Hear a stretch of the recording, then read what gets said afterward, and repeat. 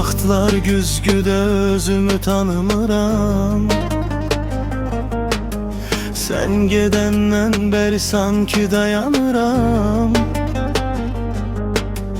Gece gündüz eyni suallar beynimdə.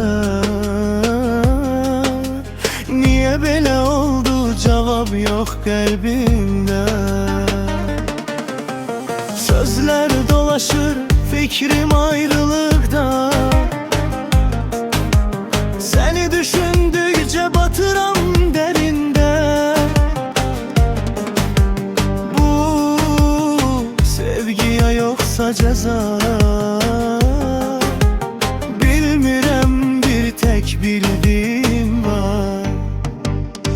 Ağlım karışık, yollar çaştı, seninle başlayan her şey yarım kaldı. Ağlım karışık, gecemi yandıran senli hatireler beni çoktan anladı. Ağlım karışık, yollar çaştı, seninle başlayan her şey yarım kaldı. Ağlım karışık, gecemi yandıran senli hatireler beni çoktan anladı.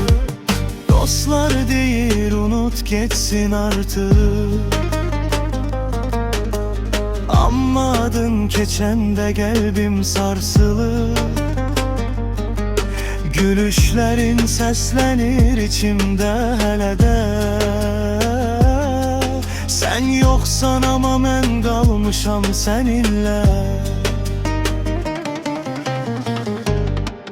Ağlım karışık, yollar çaştı, seninle başlayan her şey yarım kaldı. Ağlım karışık, gecemi yandıran senli hatireler beni çoktan anladı. Ağlım karışık, yollar çaştı, seninle başlayan her şey yarım kaldı. Ağlım karışık, gecemi yandıran senli hatireler beni çoktan aldadı.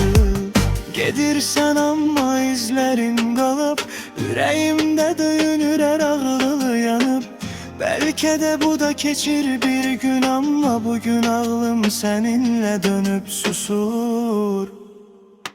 Ağlım karışıp, yollar çaştı, seninle başlayan